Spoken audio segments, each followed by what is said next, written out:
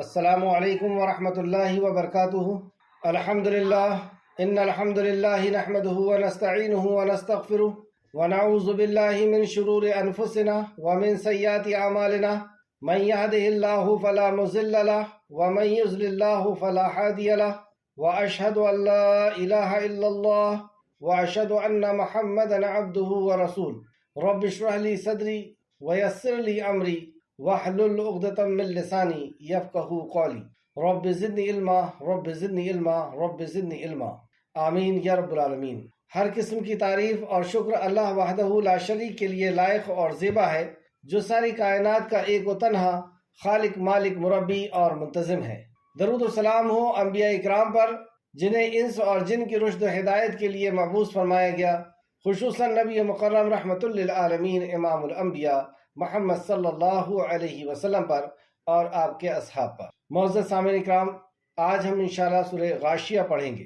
اللہ رب العزت سے دعا ہے کہ اللہ رب العزت اس میں جو بھی نصیحتیں اور وصیتیں ہیں، احکام و مسائل ہیں، اللہ اس پہ ہمیں غور و فکر کرنے، ایمان لانے اور اخلاص کے ساتھ عمل کرنے کی توفیق عطا فرمائے، آمین یا رب العالمین۔ سورہ غاشیہ کی فضیلت جیسے کہ فرمایا سیدنا نعمان بن بشیر رضی اللہ عنہ بیان کرتے ہیں کہ رسول اللہ صلی اللہ علیہ وسلم سبح اسم ربک الاعلی اور هل اتاک حدیث الغاشیہ، ان صورتوں کو دونوں عید اور جمعہ کی نمازوں میں پڑھا کرتے تھے، اور اگر جمعہ والے دن عید ہوتی تو بھی عید اور جمعہ دونوں کی نمازوں میں انہی صورتوں کو پڑھا کرتے تھے۔ اسے امام مسلم نے روایت کیا ہے، مسلم شریف حدیث نمبر 878۔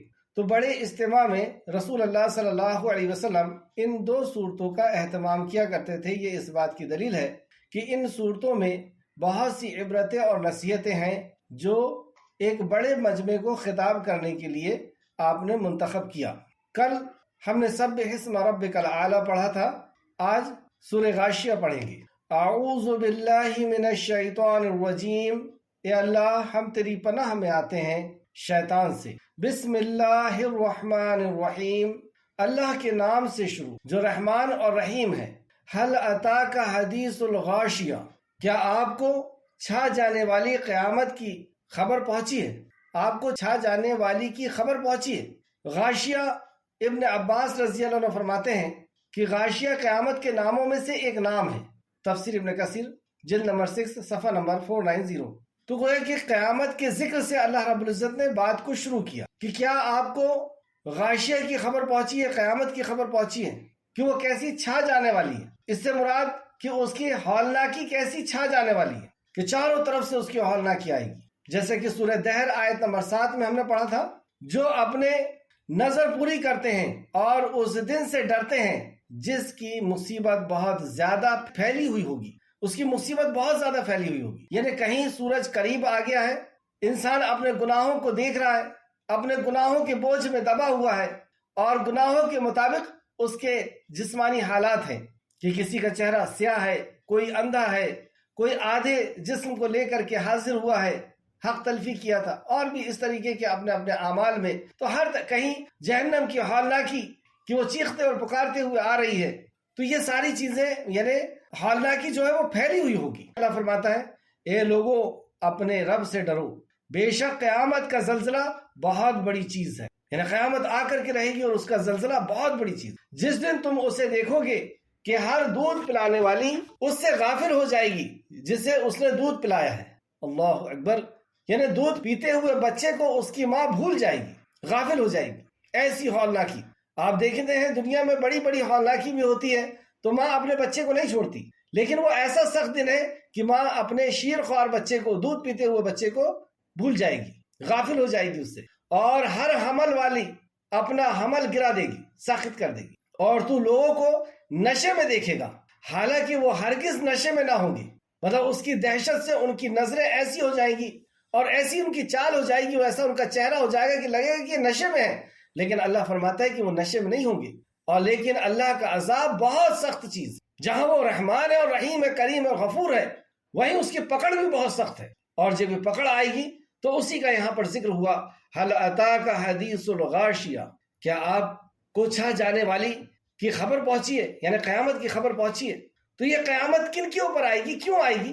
اس کے تعلق سے ہم نے اس کے پہلے پڑھا تھا کہ اللہ رب العزت نے قیامت کا ذکر کیا کہ آسمان لپیٹ لیا جائے گا، تارے بے نور ہو جائیں گے، سمندر میں آگ لگا دی جائے گی، اور پھر اور بھی کئی منظر اللہ رب العزت نے وہاں پر بیان کیا قیامت کا، اور فرمایا کہ زندہ گاڑی ہوئی لڑکی سے پوچھا جائے گا کہ وہ کس ظلم کی وجہ سے، کس گناہ کی وجہ سے گاڑی گئی، یعنی ظالم کو سزا دی جانے کے لیے قیامت قائم کی جائے۔ بچی مظلوم ہے یا جو بھی مظلوم کے اوپر ظلم کرے گا، کمزور کے اوپر جو ظلم کرے گا، اس کے انصاف کے لیے قیامت قائم کی جائے اور نیکوکاروں کو اس کی جزا دینے کے لیے۔ دوسری صورت میں ہم نے پڑھا اس کے بعد کہ ناپ تول میں کم کرنے والوں کے لیے اس دن خرابی ہے، یعنی حق تلفی کرنے والے کے لیے۔ پہلا ظالم کے لیے، ظالم کو سزا دینے کے لیے، دوسرا حق تلفی کرنے والے کے لیے۔ تیسری صورت میں پڑھا گھر میں آرام اور سکون سے بیٹھے ہوئے ہیں، یعنی آخرت کی ان کو پرواہ نہیں، آخرت کی ان کو فکر نہیں، تو ایسے لاپرواہ کے لیے اس دن خرابی ہے۔ آج کی صورت میں ہم پڑھنے والے ہیں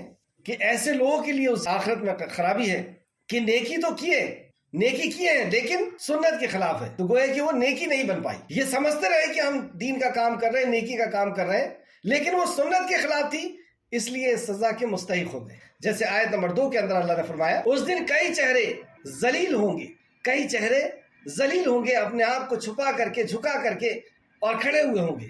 عاملۃ ناصبۃ، سخت محنت کرنے والے، تھکے ماندے ہوں گے۔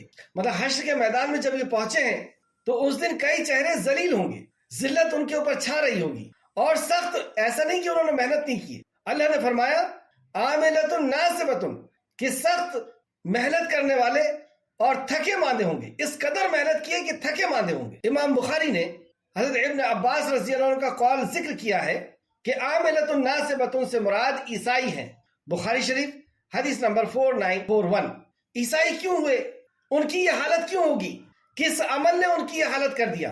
جبکہ ہم عیسائیوں کو دیکھتے ہیں کہ وہ دین کا بہت کام کرتے ہیں، دین کے لیے اپنا سب کچھ قربان کرتے ہیں، گھر بار چھوڑتے ہیں، وہاں پہنچ جاتے ہیں جہاں پر ہمارے لیے سوچنا بھی مشکل ہے۔ کہاوت بہت فیمس ہے ان کے لیے کہ جہاں پہ سورج کی روشنی پہنچتی ہے وہاں پہ عیسائی مشنری پہنچ جاتی ہے۔ اس قدر لگ کر کے محنت کرتے ہیں اور سب کچھ قربان کرتے ہیں جو عیسائیت کے اندر داخل ہوتا ہے اس کے لیے، اس کے باوجود بھی، اور ان کا لوگوں کے لیے ان کی خدمت کہ ہر چھوٹے بڑے شہر میں آپ کو ان کے عیسائی مشنری کے اسکول ملیں گے، یعنی علم کے اوپر، تعلیم کے اوپر، جو اسلام کی اصل جہاں سے بات اللہ نے شروع کیا، پہلا حکم، پہلا فرض، پہلی وحی، پہلا میسج، لیکن عمل یہ کرتے ہیں کہ چھوٹی بڑی جگہ میں علم کا ادارہ ان کا ہوا کرتا ہے، اور اس کے بعد ان کے ہاسپٹل ہوا کرتے ہیں اور ان کے اناتھ آشرم ہوا کرتے ہیں۔ لیکن وجہ کیا ہے؟ حضرت ابن عباس فرماتے ہیں کہ اس آیت سے مراد عیسائی ہیں۔ وجہ یہ ہے کہ ان کے یہ سارے عمل ہے، دن رات کی محنت ہے، یہاں تک کہ رہبانیت اختیار کر لیتے ہیں۔ کئی آپ کو خواتین ایسی ملیں گی جو نن ہیں، انہوں نے شادی نہیں کی، کیوں؟ اللہ کی رضا کے لیے، اللہ کی محبت کے لیے، اس کی عبادت کے لیے اور اس کے دین کے اوپر خرچ کرنے کے لیے یہ اپنی پوری دولت کو لٹا دیتی ہیں اور دن رات عبادتوں کے اندر رہتی ہیں۔ اس کے باوجود بھی حال، وجہ یہ ہے کہ ان کی یہ ساری عبادتیں اور محنتیں ہیں، لیکن ساتھ میں شرک بھی ہے۔ انہوں نے اللہ کا حق عیسیٰ علیہ السلام کو دیا، اور بدعت بھی ہے۔ اتخذوا احبارهم ورهبانهم اربابا من دون اللہ، عالموں اور درویشوں کو اللہ کا حق دیا اور انبیاء کی تعلیمات کو انہوں نے چھوڑ دیا، اس وجہ سے ان کا یہ حال ہوا۔ یہی صفت اگر مسلمانوں میں آ جائے گی تو کیا وہ بچ جائیں گے؟ اس تعلق سے ایک حدیث جو تفسیر ابن کثیر جلد نمبر 6 اور صفحہ نمبر 491 میں نقل کی گئی ہے کہ حضرت عمر بن خطاب رضی اللہ عنہ کو ایک راہب کے پاس سے گزر ہوا۔ عمر بن خطاب رضی اللہ عنہ، عمر فاروق، ایک راہب کے پاس سے ان کا گزر ہوا، یعنی یہ عیسائی عبادت گزار شخص، عالم شخص عیسائی، جس کی محنت اور جس کی دین کے لیے اپنے آپ کو اس نے قربان کیا ہوا تھا، دین کی فکر میں اپنے آپ کو لگایا ہوا تھا، اس کے پاس سے گزر ہوا۔ تو انہوں نے راہب کو آواز دی، اے راہب، تو راہب آپ کے طرف متوجہ ہوا، یعنی یہ عبادت میں لگا ہوا، اور ہم سب جانتے ہیں کہ ان کی زندگی کیا ہوتی ہے۔ تو حضرت عمر فاروق اسے دیکھ کر رونے لگے، اللہ اکبر، اسے دیکھ کر رونے لگے۔ آپ سے آپ کی خدمت میں عرض کیا گیا، یعنی دوسرے لوگوں نے حضرت عمر سے پوچھا، آپ کی خدمت میں عرض کیا گیا، تو حضرت عمر فاروق، تو آپ نے فرمایا مجھے اللہ تعالیٰ کی کتاب سے اس کا یہ فرمان یاد آ گیا، عاملۃ ناصبہ تصلی نارا حامیہ، سخت محنت کرنے والے تھکے ماندے ہوں گے، دہتی آگ میں داخل ہوں گے۔ تو اس فرمان الہی نے مجھے رلا دیا کہ اتنی محنت کر رہے ہیں، اتنی قربانیاں۔ اب سوچیں کہ نکاح نہ کرنا اور جو وہ کام کرتی ہیں نرس کا، وہ ساری دولت کو، یا ڈاکٹر ہوتی ہے وہ ساری دولت کو دین کے لیے لگا دیتی ہیں. کتنی بڑی قربانی ہے. چھوٹے چھوٹے گاؤں میں جا کر کے یہ اپنی زندگیوں کو کھپا دیتے ہیں اور لوگوں کو دین کے طرف لانے کے لیے ہاسپٹل ہے، انات آشرم ہے یا اسکولز ہے، یہ سب کچھ چلا رہے ہیں. کس قدر محنت. لیکن اس محنت کے اندر شرک کی آمیزش ہو گئی، اس محنت کے اندر بدعت آ گئی، تو ان سب نے اس کو تباہ اور برباد کر دیا. اس تعلق سے اگر آج مسلمان نے بھی یہی چیز کیا تو اس کے بھی عمل تباہ اور برباد ہو جائیں گے. سورہ محمد صلی اللہ علیہ وسلم آیت نمبر 33. اے لوگوں جو ایمان لائے ہو، اللہ کا حکم مانو اور اس کے رسول کا حکم مانو. مطلب اللہ کی اطاعت کرو، اس کے نبی کی اطاعت کرو، اور اپنے اعمال کو برباد مت کرو. یہ بڑے بڑے اعمال ہیں جس کے اوپر لاکھوں روپے خرچ ہیں، زندگیاں لگ گئی ہیں اور وقت لگا ہے سالوں، لیکن اگر اس میں اللہ اور اللہ کے رسول کے حکم کی مہر نہیں، اطاعت اور فرمانبرداری نہیں، تو وہ عمل تباہ اور برباد ہے. یہ اللہ رب العزت نے فرمایا سورہ محمد آیت نمبر 33 میں. تو تمہارے اعمال تباہ اور برباد ہو جائیں گے. اعمال کو باطل مت کرو. ایک اور حدیث دیکھتے ہیں. سیدنا انس رضی اللہ عنہ بیان کرتے ہیں 3 آدمی نبی کریم صلی اللہ علیہ وسلم کی بیویوں کے گھر کے طرف آئے اور آپ سے عبادت کے حالات پوچھے. امہات المومنین سے نبی کریم صلی اللہ علیہ وسلم کی عبادت کے تعلق سے پوچھا، کیونکہ عبادت رسول اللہ کیسی کرتے تھے وہ گھر والے ہی بہتر بتا سکتے تھے. یعنی کچھ خاص عبادت وہ جاننا چاہتے تھے. تو جب ان کو آپ کی عبادت کے بارے میں بتایا گیا تو انہوں نے رسول اللہ صلی اللہ علیہ وسلم کی اس عبادت کو اپنے لیے کم خیال کیا، اپنے لیے، اور کہنے لگے کہاں ہم اور کہاں نبی کریم صلی اللہ علیہ وسلم. یعنی ہم کو آپ سے کیا نسبت، آپ کے تو اگلی اور پچھلی لغزشوں کو معاف کر دیا گیا ہے، اور ہم تو اتنے گنہگار ہیں، تو ہمیں تو اور عبادت کرنا چاہیے. تو چنانچہ جذبات میں آ کر کے ان میں سے ایک نے کہا کہ میں تو ساری عمر رات بھر نماز پڑھتا رہوں گا. دیکھیے نیت اچھی ہے اور ایمان بھی ہے کہ اپنے گناہوں کی معافی کروانا ہے، اللہ رب العزت کو راضی کرنا ہے اور جہنم سے بچنا ہے. ایمان ہے ان کے اندر اور اخلاص بھی ہے، اللہ کی رضا کے لیے کر رہے ہیں. اور آپس میں کہتے ہیں، ایک نے اس میں سے کہا کہ اب میں رات بھر اللہ کی عبادت کروں گا. دوسرا کہنے لگا میں ہمیشہ روزے رکھوں گا، کبھی بنا روزے کے نہیں رہوں گا. تیسرا کہنے لگا کہ میں عمر بھر عورتوں سے الگ رہوں گا، کبھی نکاح نہیں کروں گا. اس بات کی جب رسول اللہ صلی اللہ علیہ وسلم کو خبر پہنچی تو آپ نے کہا کہ کیا تم لوگ ہو جنہوں نے اس طرح کی بات کہی ہے. یعنی آپ نے ریپیٹ کیا اور کہا کہ کیا تم لوگ ہو کہ جنہوں نے اس طرح کی بات کہی. تو سن لو اللہ کی قسم، یعنی اس بات کی اہمیت کو آپ سمجھیں کہ اللہ کے نبی صلی اللہ علیہ وسلم نے اللہ کی قسم کھا کر کے بات کہی کہ تم سب سے زیادہ اللہ سے ڈرنے والا اور تم سب سے زیادہ پرہیزگار میں ہوں. اللہ سے ڈرنے والا اور پرہیزگار میں ہوں، یعنی میرے سے زیادہ تم لوگ اللہ سے ڈرنے والے اور پرہیزگار نہیں بن سکتے. تمہارے عمل اس درجے تک تم کو نہیں پہنچا سکتے. لیکن میں روزہ بھی رکھتا ہوں اور افطار بھی کرتا ہوں، یعنی کبھی میں روزے سے رہتا ہوں، کبھی روزے سے نہیں رہتا. رات کو نماز بھی پڑھتا ہوں اور سوتا بھی ہوں. النکاح من سنتی فمن رغب عن سنتی فلیس منی. اور نکاح میری سنت ہے، اور جو میری سنتوں سے اعراض کرے، فمن رغب عن سنتی، جو میری سنتوں سے اعراض کرے، انکار کرے، فلیس منی، وہ ہم میں سے نہیں. تو جو شخص میری سنت سے روگردانی کرے گا تو وہ مجھ میں سے نہیں، ہم میں سے نہیں ہے. سمران ہم کون؟ مسلمان. اتنی سخت بھائی کہ نیت صحیح ہے، ایمان بھی ہے کہ اللہ کی رضا کے لیے کرنا ہے، جہنم سے بچنے کے لیے کرنا ہے، لیکن رسول اللہ صلی اللہ علیہ وسلم کے طریقے کی مہر نہیں اور آپ سے زیادہ عمل کرنے کی کوشش کی. تو اللہ رب العزت کوانٹیٹی نہیں دیکھتا، کوالٹی دیکھتا ہے. اور کوالٹی کیا؟ ایمان، اخلاص اور نبی کریم صلی اللہ علیہ وسلم کا طریقہ. اگر یہ نہیں ہے تو اللہ رب العزت اس عمل کے ساتھ اسے بھی جہنم رسید کرے گا. بخاری شریف حدیث نمبر 5063. بخاری شریف حدیث نمبر 5063. دوسری حدیث دیکھتے ہیں. سیدنا عبداللہ بن مسعود رضی اللہ عنہ بیان کرتے ہیں رسول اللہ صلی اللہ علیہ وسلم نے فرمایا اللہ تعالیٰ نے مجھ سے پہلے کسی امت میں کوئی ایسا نبی نہیں بھیجا جس کی اس کی امت میں احواری اور صحابہ نہ ہو. یعنی ہر انبیاء آتے تھے تو ان کے کچھ نہ کچھ ماننے والے ہوا کرتے، اور وہ ماننے والوں کا کیا کام ہوا کرتا تھا؟ سبحان اللہ. وہ ماننے والوں کا کام آپ بتا رہے ہیں جو اس کے طریقے پر چلتے تھے، یعنی رسول جو بتاتے تھے اس کا پریکٹیکل کر کے بتا دیا کرتے تھے امت کو، اور اس کے حکم کی پیروی کرتے تھے، عمل کرتے تھے، پیروی کرتے تھے. پھر ان لوگوں کے بعد ایسے ناخلف لوگ پیدا ہو جاتے تھے، یعنی جب وہ نبی چلے جاتے تھے اور ان کے احواری، ان کے ساتھی چلے جاتے تھے تو ایسے لوگ پیدا ہوتے تھے بعد میں، کیونکہ جب نبی نہیں ہے اور ان کے سچے ماننے والے نہیں ہیں، تو دھیرے دھیرے کر کے برائیاں آتی ہیں دنیا کے اندر۔ تو ہر دور میں یہی ہوا کہ نبی تھے، ان کے ساتھی تھے اور انہوں نے عمل کر کے بتایا، لیکن جب ساتھیوں کا بھی انتقال ہو گیا اور جو دوسرے لوگ آئے تو ان کے اندر کچھ کمی آئی، پھر بعد والوں میں اور کمی آئی، اس کا ہی ذکر ہے۔ ناخلف لوگ پیدا ہوئے، یعنی نااہل لوگ پیدا ہو جاتے تھے، جو زبان سے جو کچھ کہتے وہ کرتے نہیں تھے۔ کیا ان کے اندر خصلت ہوتی تھی کہ وہ جو زبان سے کہتے تھے وہ کرتے نہیں تھے، اور ان کاموں کو کرتے تھے جن کا انہیں حکم نہیں دیا گیا تھا، اور وہ کام کرتے تھے جن کا انہیں حکم نہیں دیا گیا تھا۔ یعنی قول، فعل اور تقریر سے، رسولوں کی بات سے، قول سے، ان کے عمل سے اور ان کی موجودگی میں صحابہ کے کیے گئے عمل سے ثابت نہیں ہوتا تھا۔ ایسا عمل وہ کرتے تھے جو انہیں حکم نہیں دیا گیا تھا، وہ کرتے تھے۔ تو جو کوئی ایسے لوگوں سے ہاتھ سے لڑے وہ مومن ہے۔ یعنی آپ نے یہاں بتا دیا کہ میری امت میں بھی ایسے لوگ آئیں گے، اور ان کے ساتھ تمہارا کیا رویہ رہے گا؟ رسول اللہ صلی اللہ علیہ وسلم نے فرمایا تو جو کوئی ایسے لوگوں سے ہاتھ سے لڑے وہ مومن ہے، اور جو کوئی زبان سے لڑے وہ بھی مومن ہے۔ بدعتی سے زبان سے لڑے وہ بھی مومن ہے، اور جو کوئی دل سے ان لوگوں کو برا سمجھے وہ بھی مومن ہے، دل سے ان کو برا سمجھے وہ بھی مومن ہے۔ اور اس کے بعد اب سنیے رسول اللہ نے کیا فرمایا صلی اللہ علیہ وسلم، اور اس کے بعد تو رائی کے دانے کے برابر بھی ایمان نہیں ہے۔ اگر یہ بدعتی کو دیکھ کر کے دل میں برا بھی نہیں جان رہے، ایک تو ہاتھ سے نہیں روکا، زبان سے نہیں روکا، اور دل میں برا بھی نہیں جان رہا، اور اس بدعتی کے ساتھ ہے، اور اس بدعتی کے ہاں میں ہاں، اور اس کے عمل کے ساتھ عمل، یا اس کے عمل کے ساتھ خاموشی، تو یہ سخت وعید۔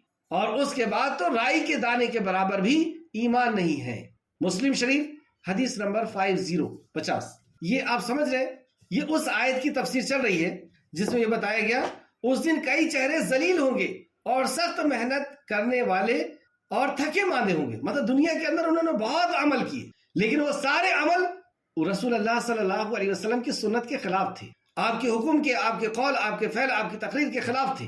وہ ایسے عمل تھے جس عمل کو نہ رسول اللہ صلی اللہ علیہ وسلم نے کیا، نہ صحابہ نے کیا، اور یہ ثواب سمجھ کے اس عمل کو کرتے تھے، ثواب سمجھ کے اس عمل کو کرتے۔ یہ شرط ہے کہ دین کے اندر نئی چیز ثواب کی نیت سے نکالنا۔ کل بدعت ضلالہ، ہر بدعت گمراہی، چھوٹی بڑی اچھی بری کچھ نہیں ہوتی۔ کل بدعت ضلالہ، ہر بدعت گمراہی، کل ضلالۃ فی النار، اور ہر گمراہی جہنم میں پہنچانے والی ہے۔ یہ رسول اللہ صلی اللہ علیہ وسلم اپنے خطبہ حاجہ میں پڑھا کرتے تھے۔ دوسری حدیث سیدنا ابو ہریرہ بیان کرتے ہیں کہ رسول اللہ صلی اللہ علیہ وسلم نے فرمایا قیامت کے دن کچھ لوگ میرے پاس آئیں گے۔ قیامت کے دن لوگ رسول اللہ صلی اللہ علیہ وسلم کے پاس آئیں گے۔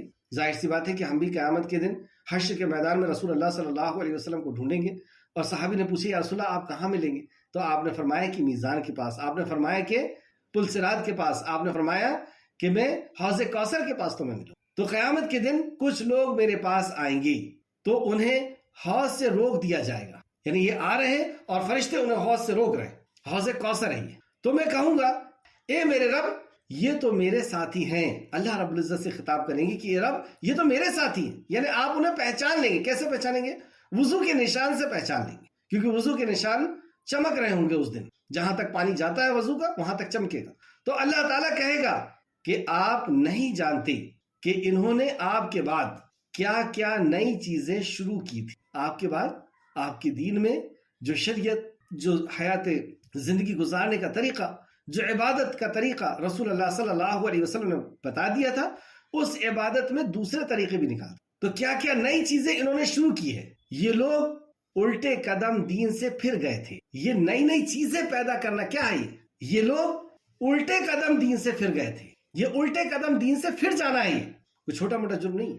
بخاری شریف حدیث نمبر 6585 میں امام بخاری نے اس کو نقل کیا۔ تو اللہ رب العزت ہمیں ایسے اعمال سے بچائے جو عمل رسول اللہ صلی اللہ علیہ وسلم کی سنت کے خلاف ہوں، جو کام اللہ کے نبی نے نہیں کیا، صحابہ اکرام نے نہیں کیا، اس کو ثواب کی نیت سے کرنا یہ بدعت ہے، اور بدعت گمراہی ہے، اور ہر گمراہی جہنم کی طرف پہنچانے والی ہے۔ اور اسی وجہ سے یہ عیسائی جو ہیں انہوں نے اپنے دین کے اندر بہت محنت کی، لیکن شرک کو لے آیا اور بدعت کو لے آیا۔ آج آپ دیکھیں گے کہ مسلمان کی اکثریت شرک اور بدعت میں مبتلا ہے۔ اللہ کا حق اللہ کے بندوں کو، اللہ کے نیک لوگوں کو، ولیوں کو دیتے ہیں، ان سے حاجت روائی اور مشکل کشائی سمجھتے ہیں، ان کو سجدہ کرتے ہیں، ان کو طواف کرتے ہیں، ان سے دعا کرتے ہیں، ان کے در پہ جا کر کے بیٹھے رہتے ہیں، جیسے اعتکاف مسجد میں کیا جاتا ہے وہاں کرتے ہیں، ان سے لو لگاتے ہیں، کوئی اچھا ہوا تو ان کے طرف نسبت کرتے ہیں کہ انہوں نے کیا، اور برا ہوا تو اللہ کی طرف کرتے ہیں کہ یہ تو اللہ نے بیٹا لے لیا۔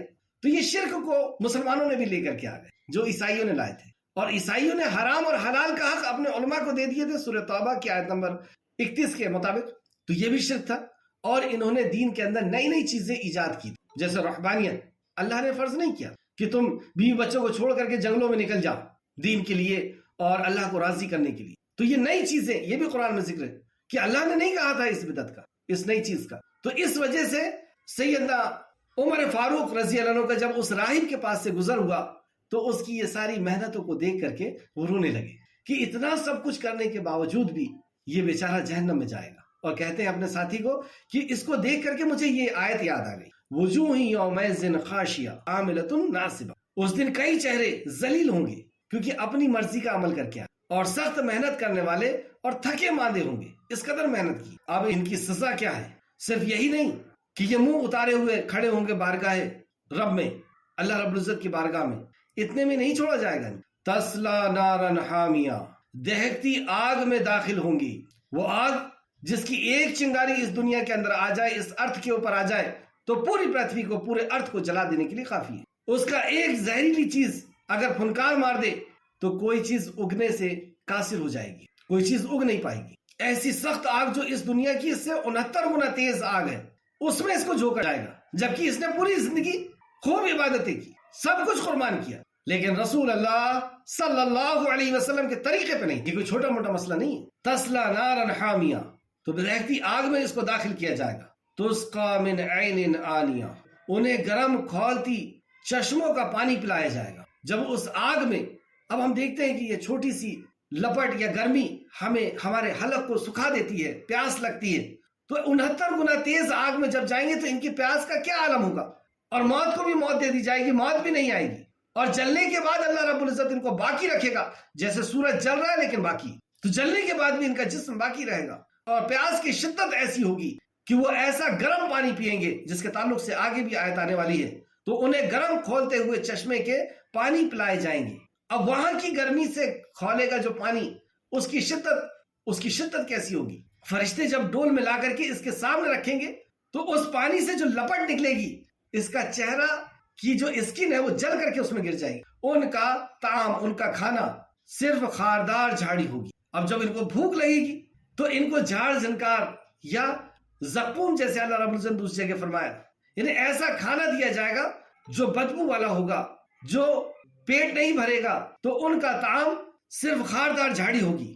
لا یسمن ولا یغنی من جوع، جو نہ موٹا کرے گا اور نہ بھوک مٹائے گا۔ مطلب یہ کھانا تو کھاتے جائیں گے، اور بھوک کی شدت ایسی ہے کہ وہ کانٹے والی چیزوں کو بھی یہ کھا رہے ہیں، جیسے آج ہم اونٹ کو دیکھتے ہیں کہ وہ کانٹے والی چیزوں کو کھا لیتا ہے۔ اللہ رب العزت ہر چیز پہ قادر ہے، تو مجبوری میں یہ اسے کھائیں گے۔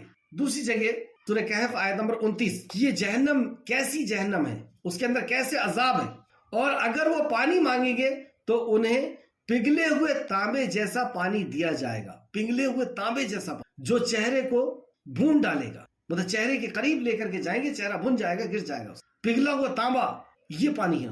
اور دوسری جگہ فرمایا لا یذوق، نہ اس میں کوئی ٹھنڈک چکھیں گے، مطلب ایسی وہ جہنم ہے کہ وہاں پہ کوئی ان کو ٹھنڈک، کوئی راحت، کوئی سایہ نہیں ملے گا، اور نہ کوئی پینے کی چیز ملے گی مگر گرم پانی اور بہتا ہوا پیپ۔ گرم پانی ملے گا، یا تو جہنمیوں کے جلنے اور سڑنے سے جو خون اور پیپ نکلے گا وہ انہیں پینے کے لیے دیا جائے گا۔ سورہ واقعہ آیت نمبر 55-56 میں اللہ فرماتا ہے، پھر پیاس کی وجہ سے بیماری والے اونٹ کے پینے کی طرح یہ پئیں گے۔ بیمار اونٹ جب پانی پیتا ہے تو بہت سختی سے پیتا ہے، تو اس طریقے سے یہ گرم پانی کو پیے۔ ان کے لیے یہ مہمانی ہے، ان کے لیے یہ جزا کا دن ہے۔ ایک اور جگہ سورہ واقعہ آیت نمبر 51 سے 53، 51 سے 53 میں اللہ فرمایا، ایک گروہ جھٹلانے والوں، یقیناً تھور کے پودوں میں سے کھانے والے ہو، تھور کے درخت میں سے کھانے والے ہو، پھر اس سے پیٹ بھرنے والے ہو، پھر وہی تھور کے درخت سے تم پیٹ بھرو گے۔ اور تھور کا درخت کیسا ہے؟ جو نہایت بدبودار ہے، نہایت بد شکل ہے، نہایت بد مزہ ہے، اور نہایت زہریلا ہے، ایسا وہ زقوم کا ہے، اور اس کو یہ چکھیں گے، تھور کا ہے۔ سورہ دخان آیت نمبر 43-46 میں آتا ہے بے شک زخم کا درخت گناہگاروں کا کھانا ہے، اور یہ جب اندر جائے گا پیٹ میں تو کیا حالت ہوگی اس کی کہ پگھلے ہوئے تانبے کی طرح پیٹ میں یہ کھولتا ہوگا، گرم پانی کے کھولنے کی طرح۔ گرم پانی جس طرح کھولتا ہے اور تانبا جس طرح کھولتا ہے، یہ ویسا پیٹ میں جا کر کے کھولنا شروع کر، لیکن اس کے بعد بھی موت نہیں ہوگی۔ یہ وہ سخت جہنم ہے، جیسے اس کے پہلے بتایا گیا کہ وہ ظلم کرنے والوں کے لیے، لڑکی کو زندہ درگور کرنے والوں کے لیے، یعنی مظلوم کمزور کے اوپر ظلم کرنے والے، دوسرا حق تلفی کرنے والے، کم تولنے والے، لوگوں کا حق مارنے والے، اور تیسرا لاپرواہی کی زندگی جینے والے۔ اور آج بتایا جا رہا ہے کہ عمل کر رہے ہیں لیکن اپنی مرضی کا عمل کر، سنت کا اس میں پاس لحاظ نہیں، ان کا یہ عمل اللہ رب العزت نے ان کی یہ سزا بتائی آیت نمبر 7 تک۔ اللہ رب العزت ہم سب کو اس بدعت سے محفوظ رکھے۔ بدعت سے ہم کیسے بچ سکتے ہیں؟ بدعت سے بچنے کا ایک طریقہ یہ ہے کہ ہم سنت کا علم حاصل کریں کہ اس عمل کو رسول اللہ صلی اللہ علیہ وسلم نے کس طرح کیا، اور آج کے اس دور میں بہت آسان ہے کہ ہم جان سکتے ہیں، ہر چیز کا ریفرنس ہم کو مل سکتا ہے کہ یہ عمل رسول اللہ صلی اللہ علیہ وسلم نے ایسا کیا۔ سارے مکتب فقہ کے نزدیک قرآن کو سمجھنے کی جو حدیث کی کتابیں ہیں اور جو سیرت کی کتابیں ہیں وہ سب ایک جیسی ہیں، الحمدللہ۔ قرآن سب کے پاس ایک جیسا ہے، صحیح حدیثیں سب کے پاس ایک جیسی ہیں، کتب ستہ کو ہر کوئی مانتا ہے، تفسیر ابن کثیر کو ہر کوئی مانتا ہے، یعنی علم ہمارے دروازے پہ آ کر کے دستک دے رہا ہے۔ اور اس کے باوجود بھی اگر ہم رسول اللہ صلی اللہ علیہ وسلم کی سنتوں کو نہ جانیں، لاپرواہی کریں اور اپنی مرضی کی زندگی جیے، اور یہ لاپرواہی ہے کہ ہم جو عمل کر رہے ہیں اس کی تحقیق کیے بغیر عمل کر رہے ہیں۔ اللہ ہم سب کو توفیق عطا فرمائے، آمین یا رب العالمین۔ آیت نمبر 8، وجوہ یومئذ ناعمہ، اس دن کئی چہرے تر و تازہ ہوں گے۔ اب یہ دوسرے لوگ جن کے چہرے تر و تازہ ہیں، خوش و خرم نظر آ رہے ہیں، حشاش اور بشاش نظر آ رہے ہیں، اپنی کوشش پر خوش ہو رہے ہوں گے، مطلب جو دنیا میں جو کوشش کر کے آئے ہیں اس پہ یہ خوش ہوں گے۔ کیوں اپنی کوشش پہ خوش ہیں؟ کیونکہ انہوں نے جو عمل کیا ہے وہ ایمان کے ساتھ کیا، توحید کے ساتھ کیا، اور توحید کی موجودگی میں، ایمان کی موجودگی میں اخلاص کے ساتھ عمل کیا، اور رسول اللہ صلی اللہ علیہ وسلم کے طریقے کے اوپر عمل کیا، آپ کی سنتوں کے اوپر عمل کیا، اپنی مرضی سے نہیں۔ تو اس لیے یہ اپنی کوششوں پر خوش ہوں گے، اور ان کا بدلہ بہشت بری میں، یہ بہشت بری میں ہوں گے، یعنی جنتوں میں ہوں گے، وہ اس میں کوئی لغو بات نہ پائیں گے۔ لغو بات یعنی جو دل کو تکلیف پہنچاتی ہے، ایسی کوئی بات نہیں پائیں گے۔ سورہ قیامہ آیت نمبر 22 اور 23 میں اللہ رب العزت نے فرمایا، سورہ قیامہ آیت نمبر 22-23، اس دن کئی چہرے تر و تازہ ہوں گے، اپنے رب کی طرف دیکھ رہے ہوں، ایسے تر و تازہ۔ اور جب اتنی بڑی نعمت ملے گی کہ خالق کائنات کا دیدار ملے گا، تو اس کو دیکھ کر کے ان کے چہرے کی رنگت ایسی تر و تازہ ہو جائے گی، اپنے رب کی طرف دیکھ رہے ہوں۔ سورہ واقعہ آیت نمبر 25 اور 26، وہ اس میں نہ بےہودہ گفتگو دیکھیں گے اور نہ گناہ میں ڈالنے والی بات، کوئی ایسی گفتگو، ایسی بات یا گناہ میں ڈالنے والی بات وہاں نہیں دیکھیں گے۔ اور وہاں پہ آپس میں کیا بات ہوگی؟ مگر یہ کہنا کہ سلام ہے، سلام ہے، یہ وہاں کا کلام ہوگا۔ اب سورہ طور آیت نمبر 23، جس میں نہ بےہودگی ہوگی اور نہ گناہ میں ڈالنے والا کوئی، ایسی وہ جنت میں، وہاں پر جہاں بہت ساری نعمتیں ہیں، دوست احباب بھی ہوں گے، اور آپس میں ایک دوسرے کے ساتھ حشاش بشاش وہ خوش ہوں گے، وہیں لیکن وہ دوست احباب بھی آپس میں کوئی ایسی بات نہیں کریں گے جو دل دکھانے والی ہو، تکلیف پہنچانے والی۔ سبحان اللہ۔ آیت نمبر 12، فیہا عین جاریہ، اس میں ایک چشمہ جاری ہوگا۔ اچھا، اس میں آپ ایک چیز کا اور غور کریں گے کہ نعمتوں کی ترتیب آپ دیکھیں، یہاں نعمتوں کی ترتیب شروع کہاں سے ہو رہی ہے؟ اس دن کئی چہرے حشاش اور بشاش ہوں گے، یعنی نام اعمال ان کو دائیں ہاتھ میں ملا، ان کا حساب و کتاب جو ہے بہت آسانی سے ہو گیا، یعنی ان کا حساب پیش کیا گیا، اور اللہ رب العزت نے کیوں نہیں پوچھا، آسان حساب ہو گیا۔ اس کے بعد جنت البری میں ہوں گے، ان کی کوششوں پر وہ خوش ہوں گے کہ انہوں نے جو عمل کیا تھا اس کا ان کو صلہ مل گیا، اور جب وہ عمل کا نام اعمال ہاتھ میں لیں گے نا، تو وہ اپنے دوستوں کو یہ بتائیں گے کہ مجھے یقین تھا کہ مجھے میرا نام اعمال دیا جائے گا، مطلب انہیں آخرت کا یقین تھا، اور اپنے عمل پر بھی ان کو کانفیڈنس تھا کہ ہاں یہ عمل جو ہے سنت کے مطابق کر رہا ہے۔ اور اصل تو یہی ہے کہ آخرت کا ان کو یقین، اور آخرت کا یقین انسان کو تحقیق بھی کرواتا ہے، آخرت کا یقین اخلاص بھی پیدا کرتا ہے، آخرت کا یقین ہی ایمان بھی ہے۔ تو اصل جو ہے وہ آخرت کا یقین اللہ ہم سب کے دلوں کے اندر وہ داخل فرما دے، آمین۔ وہ پھر بہشت بری میں ہوں گے، پھر وہ جنت میں داخل کیے جائیں گے، ان کے چہرے خوش ہو گئے، اب وہ جنت میں داخل کیے جائیں، وہ اس میں کوئی لغو بات نہیں سنیں گے۔ جب جنت میں داخل ہوئے، ان کا چہرے کا رنگ بدلا، اللہ کا دیدار ہوا، اور جنت کے اندر ہے، اور وہاں سے چشمے جاری ہیں، اور اس میں کوئی لغو بات نہیں سنیں گے، اور اس کے چشمے جاری ہوں گے، اور اس میں اونچے تختے ہوں گے، یعنی بیٹھنے کی جو مسندیں ہیں، عربوں کے ہاں نیچے بیٹھنے کا رواج ہے اور ابھی بھی ہے، لیکن اللہ رب العزت نے فرمایا کہ وہاں جنت میں اونچے تختے ہوں گے اور اس میں وہ بیٹھیں گے اور جام رکھے ہوئے ہوں گے، مطلب ان کے لیے مشروب پینے کی چیزیں الگ الگ ان کے لیے وہاں پہ رکھے ہوئے ہوں گے، انتظار نہیں ہے کسی چیز کا، اور قطاروں میں گاؤ تکیے لگے ہوں گے، مطلب وہ جو مسندیں ہیں اس کے اوپر بھی ٹیک لگانے کے لیے تکیے، گاؤ تکیے لگے ہوئے، اور عمدہ غالیچے بچھے ہوئے ہوں گے، یعنی عمدہ قالین وہاں پر بچھے ہوئے ہوں گے۔ ایسی صاف صفاف اور نعمتوں والی جنت کے اندر یہ داخل کیے جائیں، اور جو بدعت کریں گے، جو دین کے اندر نئی چیز نکالیں گے، اس کا ہم نے انجام پہلے پڑھا۔ اب اللہ رب العزت اپنی قدرت کی کچھ نشانیاں دکھا رہا۔ آیت نمبر 17، افلا ينظرون الى الابل كيف خلقت، کیا وہ اونٹ کی طرف نہیں دیکھتے کہ اللہ نے انہیں کیسا پیدا کیا ہے؟ افلا ينظرون، کیا وہ نہیں دیکھتے؟ الى الابل، ابل کہتے ہیں اونٹ کو، اور جس میں میل اور فیمیل دونوں آتے ہیں۔ کیف خلقت، کہ ہم نے اس کی تخلیق کیسے کی، کیسے اس کو بنایا۔ ایک عالم دین، میں ان کا نام بھول رہا ہوں، وہ نابینا تھے، وہ یہ کہتے ہیں کہ اللہ رب العزت نے اگر مجھے آنکھ دی تو میں سب سے پہلے جا کر کے اونٹ کو دیکھوں گا۔ لوگوں نے پوچھا ایسا کیوں؟ تو کہا کہ اللہ نے کہا ہے افلا ينظرون الى الابل كيف خلقت، کیا وہ اونٹ کی طرف نہیں دیکھتے کہ اسے کیسے پیدا کیا گیا ہے؟ گویا کہ یہ اللہ رب العزت کی طرف سے ہمارے لیے ایک عبرت اور نصیحت کی چیز ہے، یا اللہ رب العزت کی تخلیق کی طرف ہمارا نظر کرنا ہے، اونٹ پر غور و فکر کرنے کا حکم ہے۔ اس کے تعلق سے چند ایک بات میں آپ کے سامنے رکھنا چاہوں گا، کیونکہ اللہ نے حکم دیا ہے کہ اس کو غور و فکر کی آنکھوں سے دیکھو۔ اونٹ میں اور دوسرے جو جانور ہیں اس کے اندر بہت سارے فرق ہیں، صرف اونٹ کا ذکر کیا نا اللہ نے کہ اس کی طرف تم نے نہیں دیکھا، تو جب ہم اس کی طرف دیکھتے ہیں تو بے شمار دوسرے جانوروں سے الگ چیزیں، ڈیفرنٹ چیزیں اس کے اندر دکھتی ہیں۔ جیسے اس دور میں عربوں کے لیے یہ اگزامپل کے طور پہ پیش کیا گیا کہ تم اس خالق کی تخلیق کی طرف نہیں دیکھتے کہ اللہ رب العزت نے اسے کیسے بنایا۔ وہ اللہ جس نے اس اونٹ کو بنایا ہے، جس نے بلند آسمان کو بنایا ہے، جس نے زمین کو بچھا دیا ہے، کیا وہ تمہیں دوبارہ پیدا نہیں کر سکتا؟ کیا وہ تمہارا حساب و کتاب نہیں لے گا؟ کیا وہ ظالموں سے بدلہ نہیں لے گا؟ ظالموں کو ایسے ہی چھوڑ دے گا؟ کیا وہ انصاف نہیں کرے گا؟ تو اونٹ کے تعلق سے چند باتیں۔ یہ سب سے بڑا جانور ہے جو عربوں کے ہاں جانا پہچانا تھا، مطلب ہاتھی بھی ایک بڑا جانور ہے، لیکن عربوں کے ہاں یہ جانا پہچانا تھا کیونکہ اکثر و بیشتر گھروں میں اونٹ ہوا کرتا۔ یہ ایک ایسا جانور ہے جو دوسرے جانور سے بالکل الگ ہے کئی چیزوں کے اندر، جیسے اس کی دیکھ بھال نہیں کرنی پڑتی، اس کو چرانا نہیں پڑتا، یہ کھانے پینے کا انتظام خود اپنے لیے کر لیتا ہے، رات میں چھوڑ دیا جاتا ہے اور یہ خود اپنے کھانے پینے کا انتظام کر لیتا ہے۔ سخت سے سخت خوراک بھی یہ کھا لیتا ہے اور کانٹے وغیرہ بھی یہ کھا لیتا ہے، جبکہ دوسرے جانور ایسے نہیں ہوتے۔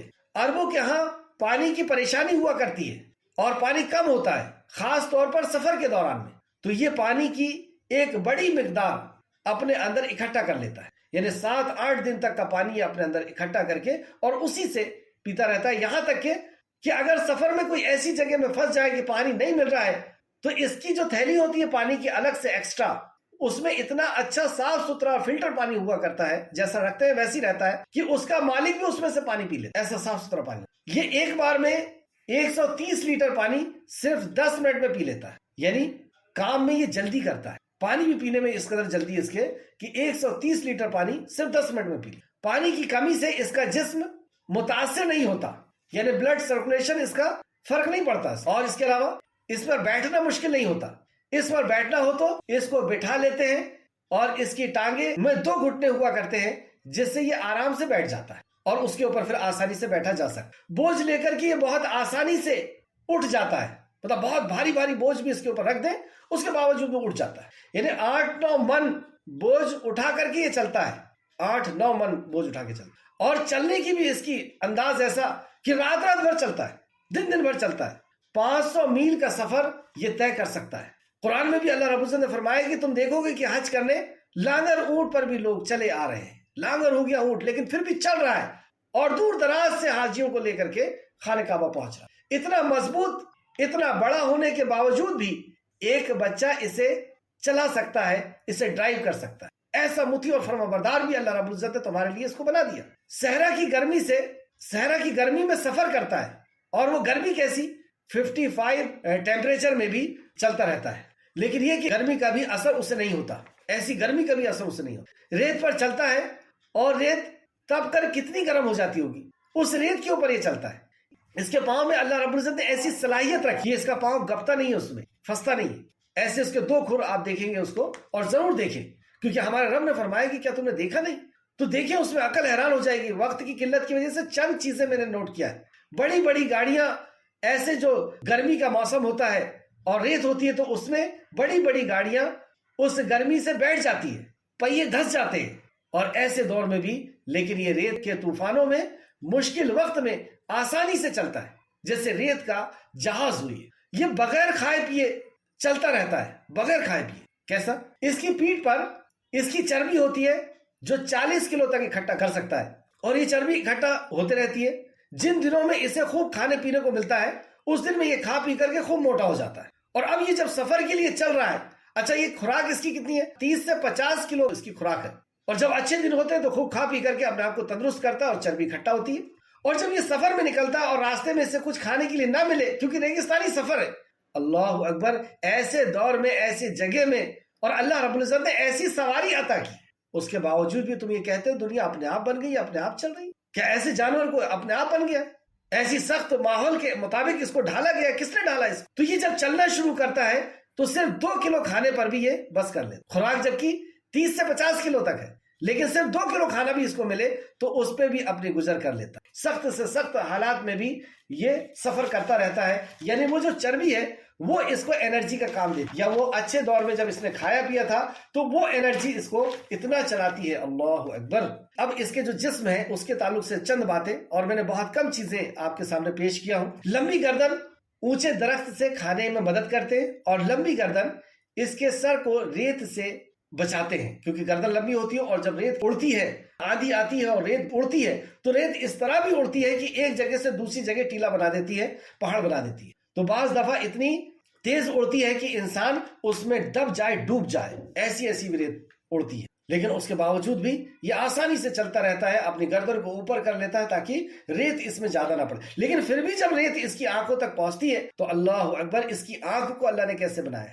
کہ اس کی آنکھ پر ایسی پلک ہوتی ہے جو ٹرانسپیرنٹ پلک ہوتی ہے. وہ بند بھی کر لیا اس نے اور اس کے بعد بھی اسے دکھ رہا ہے. تو یہ جھلی نما چیز ہوتی ہے اس کے پلک کی, جو ریت اندر جانے سے روکتی ہے. اور اس کی جو پلکیں ہیں وہ پلکیں بھی اس طریقے سے گھنگرالی ہوتی ہے کہ وہ ریت سے روکنے کا کام کرتی. اس کے گھٹنوں پر یہ بیٹھ جاتا ہے اور گرمی کا احساس نہیں ہوتا, کیونکہ دوسرے جانور بیٹھیں گے تو پیٹ کے بل بیٹھیں گے, یہ گھٹنوں کے بل بیٹھتا ہے, اس لیے زیادہ ریت کی گرمی کا احساس بھی اس کی پیٹھ میں نہیں. پیر لمبے ہوتے ہیں اور ریت کی گرمی کی لپٹ سے یہ بچ سکتے ہیں. پیر لمبے ہوتے ہیں تو پیٹ اوپر ہے, اوپر ہونے کی وجہ سے جو لپٹ نکلتی ہے اس سے اس کا پیٹ بچ جاتا ہے. اور یہ اور بھی کئی, صرف سفر کے ہی نہیں, یہ دودھ بھی اس کا استعمال ہوتا ہے, اس کا اون بھی استعمال ہوتا ہے, اس کا گوشت بھی استعمال ہوتا ہے, چمڑا بھی ہوتا ہے, ہڈی بھی ہوتی ہے. ایسی نعمتیں, اور اس تعلق سے اگر آپ غور کریں اونٹ کے اوپر تو کئی ایسی چیزیں آپ کو نظر آئیں گی کہ جو عقل کو حیران کر دے گی اور یہ کہنے پہ مجبور کر دے گی کہ واقعی اس کو کوئی بنانے والا ہے, اور لوگوں کی جیسی ضرورت تھی, جیسا ماحول تھا, جیسا ایٹماسفیئر تھا, اس کے مطابق بنایا. انسانوں کو کتنا خیال رکھتا ہے وہ مالک. کیا یہ اپنے آپ بن سکتے ہیں؟ یہ اپنے آپ نہیں بن سکتے, ضرور ان کا کوئی خالق اور مالک. اس لیے اللہ نے کہا کہ کیا وہ اونٹ کی طرف نہیں دیکھتے کہ اسے کیسے پیدا کیا گیا ہے, وَإِلَى السَّمَاءِ كَيْفَ رُفِعَتْ, اور آسمان کی طرف نہیں دیکھتے کہ اسے کیسا بلند کیا گیا, کیسا اونچا کیا گیا. رسول اللہ صلی اللہ علیہ وسلم نے فرمایا کہ 500 سال کی مسافت دوری ہے زمین سے آسمان تک کی. اتنی اونچائی پر اللہ رب العزت نے اسے بلند کیا, بغیر کیل کے, بغیر بیم اور بغیر کالم کے, بغیر کسی ستون کے. کیسے ہو گئے اتنی بڑی مخلوق جو ہمارے سر کے اوپر ہے, کیسے اپنے آپ ٹنگ سکتی؟ اور پہاڑوں کی طرف کہ کیسا گاڑ دیا گیا کہ یہ زمین کے بیلنس کو خراب نہ ہو, اس لیے پہاڑوں کو گاڑ دیا. کیسے ہو سکتا ہے؟ یہ اپنے آپ ہو سکتا ہے. جس نے بنایا وہ جانتا تھا کہ اس کا بیلنس بگڑے گا, تو اللہ رب العزت نے پہاڑوں کو گاڑ دیا. اور زمین کی طرف کہ کیسے اسے بچھا دیا گیا, کیسے بچھا دیا گیا, بچھونے کی طرح جیسے ہم بچھاتے ہیں, ایسے ایک لیئر ہوتی ہے جو زمین کی پتھروں کے اوپر بچھی ہوئی. اور وہ زمین بھی ایسی حیران کر دینے والی زمین کہ ہر قسم کے وٹامنز, ہر قسم کے پھول, ہر قسم کے پھل, وٹامن والے, خوبصورتی والے, رنگت والے, خوشبو والے, ٹیسٹ والے, یہ زمین نکال کر کے دیتی ہے. ہر کچھ چیز کو چھپا لیتی ہے, ہر مردوں کو. فَذَكِّرْ إِنَّمَا أَنْتَ مُذَكِّرْ, چنانچہ آپ نصیحت کی, آپ تو صرف نصیحت کرنے والے ہیں. تو یہ قرآن کیا ہے؟ نصیحت. زبردستی نہیں, مار مار کر کے نہیں بنانا ہے. لا اکراہ فی الدین, دین کے اندر زبردستی نہیں. یہ تو نصیحت ہے. نصیحت کر دی گئی ہے کہ دیکھو تمہارا خالق کون ہے, خالق کی پہچان کرا دی گئی کہ دنیا, زمین, آسمان, سورج, چاند, انسان, جانور کو بنانے والا کون, کیوں بنایا گیا, یہ بتا دیا گیا انبیاء علیہ السلام کے ذریعے سے. تم یہاں پہ کیوں آئے ہو, یہاں سے کہاں جانا ہے. جس نے بنایا ہے وہ انصاف کرنے والا ہے, تو تم نے جو ظلم کیا اس کا انصاف کرے گا. آپ تو صرف نصیحت کرنے والے ہیں، زبردستی نہیں کرنا. تو پھر آپ جب نصیحت کرنے والے تو سزا کون دے گا؟ اور آپ ان پر کوئی فوجدار نہیں ہے، داروغہ بنا کر کے نہیں بھیجے. الا من تولی وکفر، مگر جس نے منہ موڑا اور کفر کیا. مطلب جس نے منہ موڑا اور کفر کیا، اور کفر اتنا بھی کیا کہ اس نے اسلام کو ختم کر دینے کی کوشش کر رہا ہے، جیسے مدینہ میں ہوا تھا کہ باہر سے لوگوں کو اکٹھا کر کے اور اسلام کو ختم کرنے کی کوشش کی جا رہی تھی.